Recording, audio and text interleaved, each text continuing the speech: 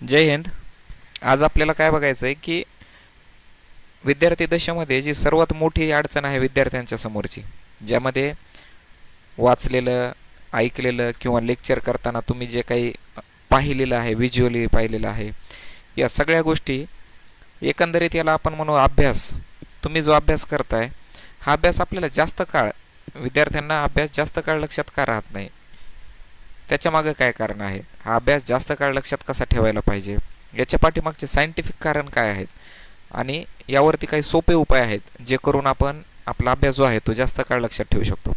मला बरेच विद्यार्थी आता नेहमी माझ्यासोबत चर्चा करत असतात की सर, मी भरपूर अभ्यास करतो, 8-8 तास लायब्ररीत बसतो, 5-5 तास लायब्ररीत बसतो. तुम्ही सगळे पण इतका अभ्यास करताय, इतकी मेहनत करताय, पण खरंच तुम्हाला असा अडचण येते असेल की तुम्ही जे अभ्यास करताय तो तुम्हाला जास्त वेळ लक्षात नाही राहत, बरोबर आहे. तर विद्यार्थी काय तक्रार असते तुमची की तुम्ही जो अभ्यास करताय, मी खूप वाचतो पण लगेच विसरतो, किंवा मी खूप लेक्चर करतो पण लगेच विसरतो, मी सर अभ्यास करतो पण मला जास्त दिवस लक्षात राहत नाही. तर मग ह्या गोष्टीमध्ये तुम्ही चुकायलेत असं आहे का? तुम्ही तुमचं 100% देण्यात अशी गोष्ट व्हायली का? तर नाही. तुम्ही अभ्यास करायले, तुम्ही मेहनत करायले, तुम्ही सगळं योग्य आहे. ह्याच्यामागं थोडंसं आपल्याला एक गोष्ट याच्यामध्ये ॲड करावं लागेल किंवा समजून घेणं गरजेचं आहे. ती गोष्ट म्हणजे आपल्याला आपल्या मेंदूची रचना समजून घ्यावं लागेल की आपला मेंदू नेमकं काम कसं करतोय, त्याचं स्ट्रक्चर काय आहे, त्याचं वर्किंग कसं आहे. ही गोष्ट जर लक्षात आली ना तर तुम्हाला अभ्यास करताना जास्त काळ लक्षात ठेवणं सोपं जाईल. ह्याच्यामध्ये एक महत्त्वाची गोष्ट लक्षात ठेवायची, ती म्हणजे की आपला जो मेंदू आहे हा माहितीला जास्त काळ साठवत नाही. हे बघा, हे सामान्य आहे, कारण मेंदूची माहिती साठवण्याची प्रक्रिया जी आहे ती मर्यादित आहे, लिमिटेड आहे. आपला एक मेंदू आहे, मेंदूमध्ये जर पाहिलं तर इतका जर जास्त आपण डाटा त्याच्यामध्ये स्टोअर करत राहिलो, दिवसभर, आता बघ ना, सकाळी उठल्यापासून झोपेपर्यंत जर आपण आज कोणतं शर्ट घातलंय, आज काय जेवण केले, आपण कुठं गेलो, लायब्ररीत गेलो, कोणाला भेटलो, काय वाचलंय, किती लाईन वाचल्यात, त्याच्यानंतर कोणाचं लेक्चर केलंय, लेक्चरमध्ये आपल्याला काय शिकवलंय, असा जर डाटा आपण दिवसाच्या शेवटपर्यंत जर सेव्ह करत गेलो तर आपल्या मेंदूमध्ये इतका प्रचंड डाटा होईल आणि आपल्या मेंदूवर त्याचा ताण येईल एक्स्ट्रा, बरोबर आहे. त्यामुळे मेंदू काय करत असते की थोड्या थोड्या कालांतरानं, जसं आपण झोपेतून उठलो ना, तुम्हाला माहीत असेल एक विषय तुम्ही नेहमी ऐकतात, भांडण झाल्यानंतर रात गई बात गई म्हणायचं, रात्रचं कालचं सगळं विसरून जायचं. ह्याचप्रमाणे आपला मेंदू काम करते. जसं आपण झोपेतून उठतो, आपला मेंदू गरजेच्या नसलेल्या जवळपास 70% गोष्टी सोडून देते. लक्षात यायला की तुम्हाला? बघ ना, आता एक उदाहरण घेऊ आपण, उदाहरणाच्या माध्यमातून समजून. 4 दिवसाखाली आपण एखादी भाजी खाल्ली असेल ती आपल्याला आता लक्षात बी नसेल. 5 दिवसाखाली एखादा शर्ट घातलंय ते पण लक्षात नाही.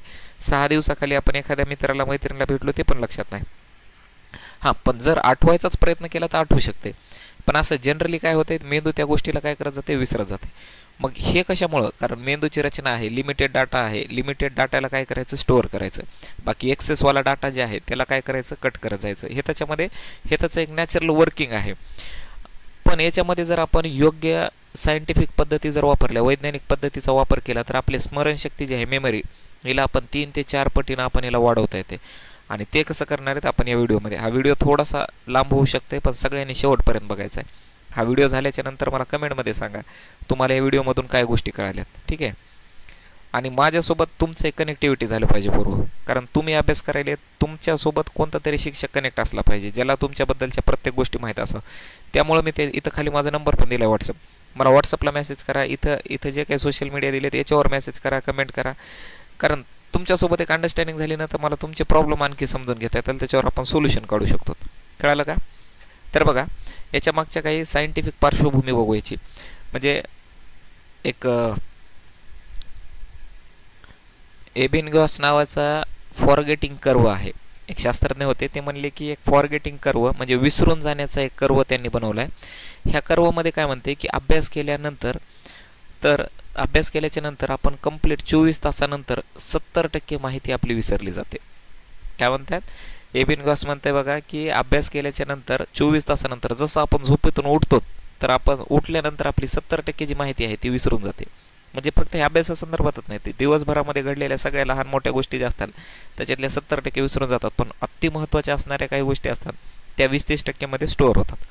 दुसरी गोष्ट आहे, याच्यामध्ये स्पेसिंग इफेक्ट वापरू शकतो. माहिती अंतराने, इंटरवल्स नंतर परत केली तर ती दीर्घकाळ टिकते. आता ह्या 2 गोष्टीला लक्षात कसं घ्यायचं आहे बघा.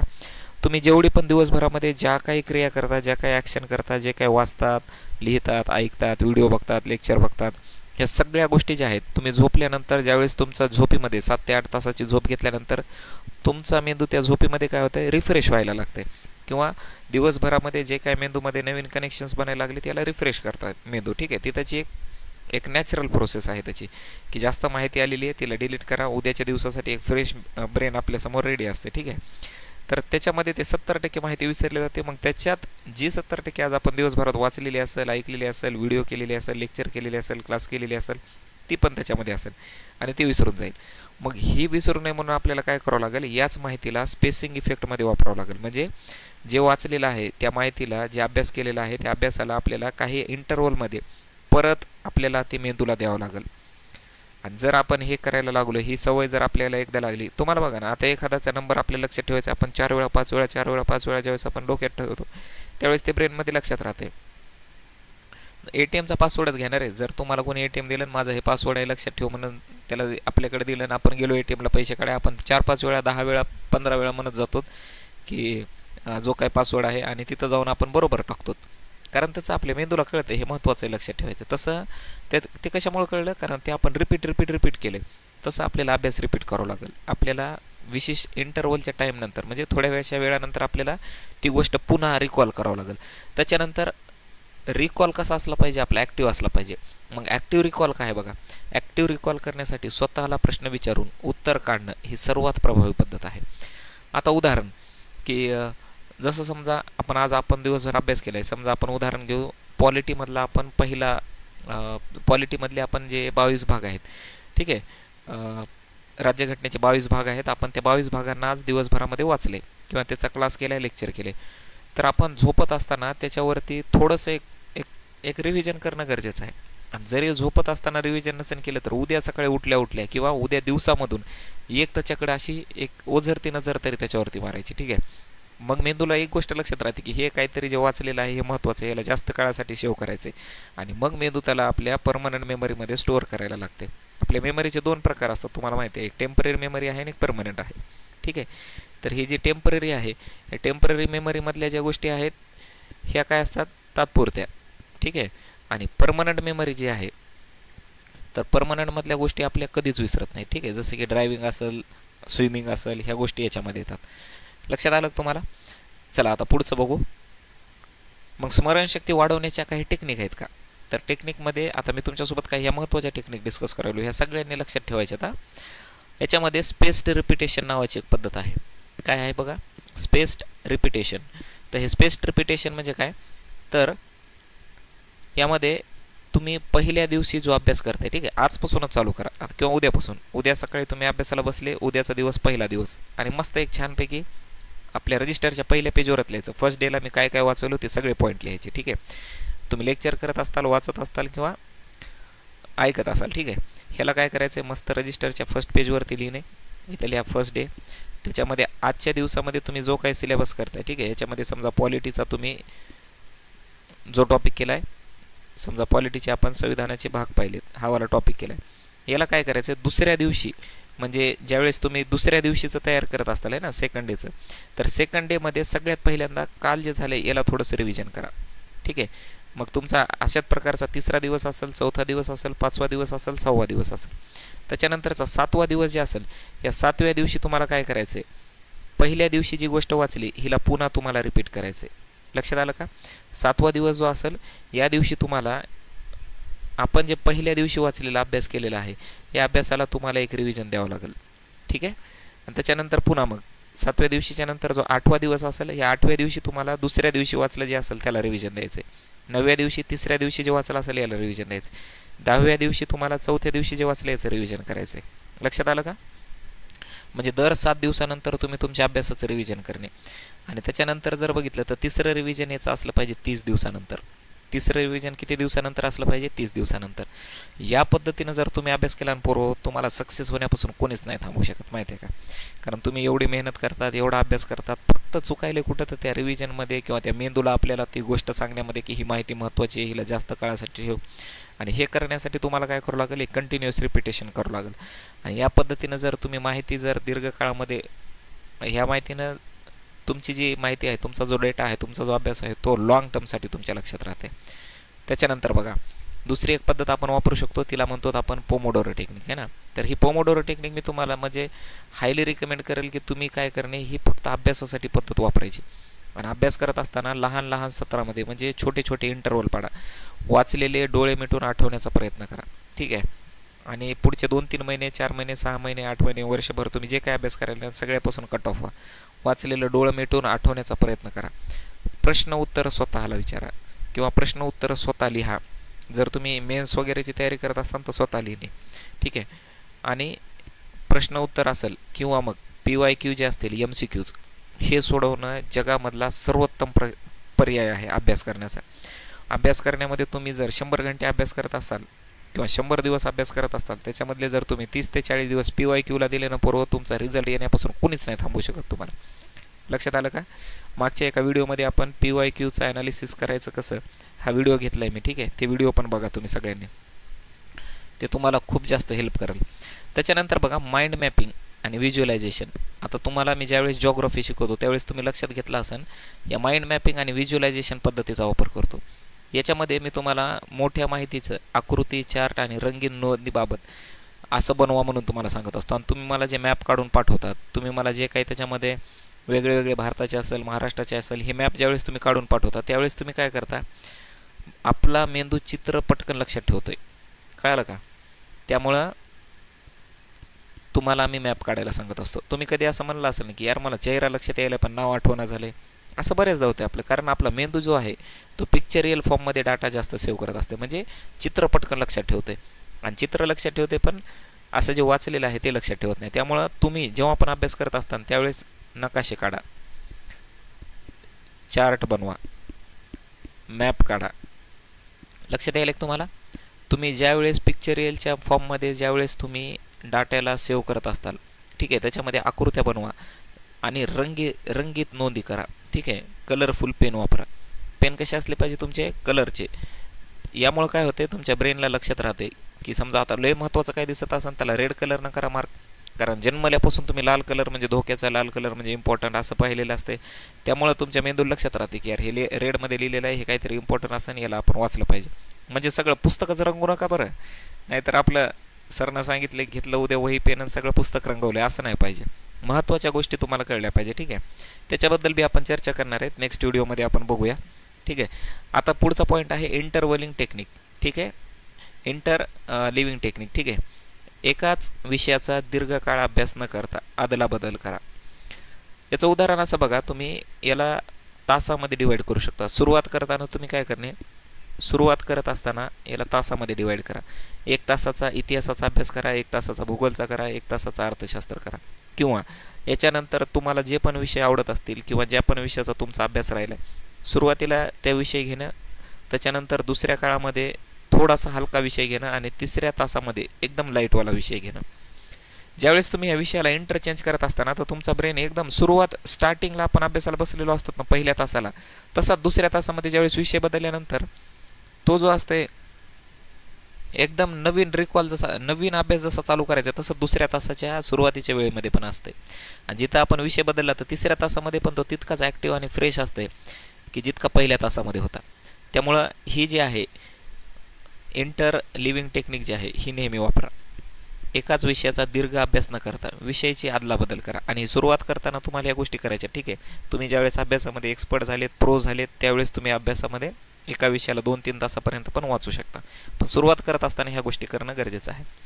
बरं, पूर्व अभ्यास करत असताना आपल्या लाईफस्टाईलचं बी याच्यामध्ये लय मोठा फॅक्टर येते. बरं, तुम्हाला जे लोक म्हणाले ना की मी 5 तास झोपतो आणि 4 तास झोपतो, त्या लोकांना अगोदर मारा, त्याच्या सोबतच राहू नका. ते लोक तुम्हाला खोटं बोलायलेत, ते लोक तुम्हाला फसवायलेत, ते लोक तुम्हाला पास होण्यापासून, सक्सेस होण्यापासून दूर ढकलायलेत. विद्यार्थ्याच्या आयुष्यामध्ये 7 ते 8 तास झोप पाहिजेच. आणि हे मी म्हणा ना बरं, हे सायन्स म्हणते. कारण आपला जो मेंदू आहे त्या मेंदूला ज्यावेळेस आपल्याला रिकॉल करायचे असतात, त्या मेंदूला स्वतःला रिफ्रेश करायचं असते किंवा त्याला काय म्हणते, झोपेतून उठल्यानंतर आपण जसं फ्रेश होतो तसं मेंदूला पण काय रिफ्रेशची गरज असते. तर त्याच्यासाठी त्याला 7 ते 8 तासाची झोप गरजेची आहे. ते झाल्यानंतर दुसरी एक महत्त्वाची गोष्ट आहे, आपल्या शरीराला संतुलित आहार पाहिजे. तुम्ही नॉन व्हेजिटेरियन खात असताना तर म्हणजे ठीक आहे, त्याच्यामधून तुम्हाला सगळ्या गोष्टी भेटतात. पण जर व्हेजिटेरियन असताल तर तुम्ही ड्राय फ्रूट्स कंटिन्यू खाणं, त्यानंतर फळं घेणं आणि हिरव्या भाज्या घेणं, हे घेतलं तर तुमच्या शरीराच्या वाढीसाठी जे काही पोषक द्रव्य आहेत, पोषक आहार आहे, तो तुम्हाला भेटला तरच तुमचा मेंदू चांगल्या प्रकारे काम करेल आणि तुमचं शरीर असेल ते तुम्हाला अभ्यास करण्याला मदत करेल, नाही तर होऊ शकत नाही. दुसरी गोष्ट आहे व्यायाम आणि ध्यान. ठीक आहे, आता व्यायाम करत असताल तर खूप चांगली गोष्ट, त्याच्यानंतर मेडिटेशन करत असताना ती पण चांगली गोष्ट आहे, हे तुमचा तणाव कमी करते. आणि दुसरी गोष्ट, तुमचं रक्ताभिसरण सुधारण्यासाठी तुम्हाला व्यायाम करणं खूप जास्त गरजेचं आहे. ठीक आहे, आता हे रक्ताभिसरण तुमच्या शरीरामध्ये ज्यावेळेस तुमचं ब्लड सर्क्युलेशन एकदम प्रॉपर होते, ठीक आहे, ब्लड सर्क्युलेशन, तर त्यामुळं तुम्हाला अभ्यासावर याचा चांगला परिणाम कसा होते हे मी तुम्हाला एका पुढच्या व्हिडिओमध्ये डिस्कस करणार आहे. ठीक आहे, तुम्ही जितकं जास्त ब्लड सर्क्युलेशन तुमच्या शरीरामध्ये होईल, तुम्ही तितकं ॲक्टिव्ह राहतात, तुम्ही तितकं जास्त तरुण राहतात, यंग राहतात. ठीक आहे, आणि तितका तुमचा अभ्यास चांगला होतो. तुम्ही बघा ना, UPSC MPSC वाले कसे दिसतात, ॲक्टिव्ह दिसतात, भारी दिसतात, बरोबर आहे. त्याचं कारण ते आहे की ते ब्लड सर्क्युलेशनवरती खूप चांगलं लक्ष देतात, व्यायाम करत असतात कंटिन्यू किंवा वॉक करत असतात. आपण चर्चा करू त्याच्यावर पुढच्या वेळेस. ठीक आहे, तर या सगळ्यामधून बरोबर निष्कर्ष काय निघतंय बघा, की विसरणं ही नैसर्गिक आहे. ठीक आहे, तुम्ही अभ्यास केल्यानंतर विसरणं जे ही नॅचरल गोष्ट आहे. ठीक आहे, पण जर तुम्ही योग्य टेक्निक वापरली ना, तर हे लॉंग टाईमसाठी तुम्ही मेमरीमध्ये आणू शकता, मेमरीमध्ये ठेवू शकता. ठीक आहे, तर ही गोष्ट लक्षात ठेवा. अभ्यास लक्षात राहत नाही, नॉर्मल गोष्ट आहे. ठीक आहे, विसरणं हे काय नैसर्गिक आहे, पण योग्य टेक्निकचा जर तुम्ही वापर केलात तर तुम्ही तुमचा जो काही अभ्यास आहे तो लॉंग टर्मसाठी लक्षात ठेवू शकतात. आणि याच्यासाठी तुम्ही वर दिलेल्या सगळ्या ज्या टेक्निक आहेत त्या सगळ्या वाचायच्यात. हा व्हिडिओ आज बघायचा आहे, आजच्या नंतर कंप्लीट 7 दिवसानं पुन्हा एकदा बघा आणि त्याच्यानंतर 30 दिवसानं पुन्हा एकदा बघा. ठीक आहे, ह्या ज्या टेक्निक आहेत ह्या जगातल्या सगळ्यात जास्त प्रूव्हन टेक्निक मी तुमच्यासाठी एवढं मोठं रिसर्च करून आणलेले आहेत. ठीक आहे, याचा व्यवस्थित वापर करा. आणि जसं आज ह्या व्हिडिओला पाहणार आहेत, 7 दिवसानं पाहणार आहेत, 30 दिवसानं पाहणार आहेत, त्यामुळं तुमच्या मेंदूला लक्षात राहील की अभ्यास करताना आपण कोणत्या कोणत्या गोष्टी करायच्यात, लक्षात कशा कशा ठेवायच्यात, हे पण तुमच्या मेंदूला एक इंडिकेशन भेटत राहील. ठीक आहे, दुसरी गोष्ट आहे स्पेस्ड रिपिटेशन करा, ॲक्टिव्ह रिकॉल करा आणि चांगलं लाईफस्टाईल ठेवा. ह्या 3 गोष्टी जर ठेवल्या तर तुमचं स्मरणशक्तीमध्ये प्रचंड वाढ झालेली तुम्हाला पाहायला मिळेल. एका महिन्यानंतर तुम्ही मला, आज हा व्हिडिओ पाहताय तुम्ही, आज उद्या जे काय पाहत असाल, तर मला 1 महिन्यानंतर मेसेज करा की सर ह्या 3 गोष्टीमध्ये मी इम्प्लिमेंट करायलो आहे आणि याच्यामुळं माझ्या मेमरीमध्ये काय काय परिणाम झालेत किंवा माझ्या मेमरीमध्ये खूप चांगल्या प्रकारे मला सगळ्या गोष्टी लक्षात राहायला लागल्यात, हे मला कमेंटमध्ये मेसेज करून नक्की सांगा. कारण तुमच्या कमेंट आल्यानंतर याच्यामध्ये आणखी आपण डेव्हलपमेंट करू शकतो. आणि तुम्हाला माहिती आहे, मी हे विषय घेण्याचं कारणच ते आहे, अरे तुम्ही अभ्यास करायलात, मेहनत करायलात, आईवडिलांचं स्वप्न पूर्ण करायचं आहे, तुमचं स्वप्न पूर्ण करायचं आहे, पण तुम्हाला असा एक सपोर्ट नाही कुठंच, कळायले का? तुम्हाला जी साथ पाहिजे, तुमचे जे काही प्रश्न आहेत ते तुम्हाला कुठंच मांडता येणं झालेत. त्यामुळं मी इथं तुम्हाला माझा नंबर देतो आहे 8788 411 001. ठीक आहे, आणि हे माझं इंस्टा फेसबुकचं अमोल सरजी नावाचं आहे, त्यावरती पण तुम्ही मला मेसेज करू शकता. ठीक आहे, तुमच्या ज्या काही अडचणी आहेत, ज्या काही समस्या आहेत विद्यार्थ्यांच्या, त्या मला नक्की शेअर करा, आपण त्याच्यावरती सोल्युशन काढू. ठीक आहे, कारण थोडंसं तुम्हाला चालावं लागेल, थोडंसं शिक्षकांना तुमच्यासोबत चालावं लागेल, तरच तुम्ही तुमच्या सक्सेसपर्यंत पोहोचताल. आणि ह्या वर्षामध्ये सक्सेस व्हायचंच आहे पोरो. तुम्ही जी मेहनत करत आलात ना, त्याचं फळ तुम्हाला ह्या वर्षात भेटलंच पाहिजे. त्यामुळं चांगला अभ्यास करा, चांगली मेहनत करा. भेटूया आपण पुढच्या व्हिडिओमध्ये नेक्स्ट टॉपिकसोबत. मला कमेंटमध्ये नक्की सांगा पुढचा व्हिडिओ कोणत्या टॉपिकमध्ये घ्यायचा आहे. ठीक आहे, कमेंटमध्ये नक्की सांगा की पुढचा व्हिडिओ आपण कोणत्या टॉपिकवरती घ्यायला पाहिजे. तुमच्या काय काय प्रॉब्लेम आहेत, काय काय अडचणी आहेत, तुम्ही सांगितल्याशिवाय मला समजणार नाही. माझे बरेच विद्यार्थी मला सांगतात, पण तुम्ही पण सांगा तुम्हाला काय अडचण असेल, त्याच्यावरती आपण पुढच्या व्हिडिओमध्ये चर्चा करण्याचा प्रयत्न करू. ठीक आहे, आणि हा व्हिडिओ जास्तीत जास्त अभ्यास करणाऱ्या हुशार विद्यार्थ्यांपर्यंत, गरजू विद्यार्थ्यांपर्यंत पोहोचवा. ठीक आहे, ज्यांना गरज नाही अशांना पोहोचूच नका, काहीच गरज नाही. मला लाईक शेअर फेअर ते काही विषय नाही, पण जे अभ्यास करायला आहे, जे मेहनत करायला आहे, पण त्याच्या पण लक्षात राहणार अशा गोष्टी, त्या विद्यार्थ्यांपर्यंत हा व्हिडिओ नक्की पाठवा. ठीक आहे, तर भेटू आणि त्या विद्यार्थ्यांना मदत करा जे तुमच्यासारखा अभ्यास करायला आहेत, पण त्यांच्या मेमरीमध्ये ह्या गोष्टी जास्त काळ राहिना झाल्यात. ठीक आहे, त्यांना मदत करून तुम्ही स्वतःला मदत करू शकता. तर भेटू पुढच्या व्हिडिओमध्ये. धन्यवाद. जय हिंद.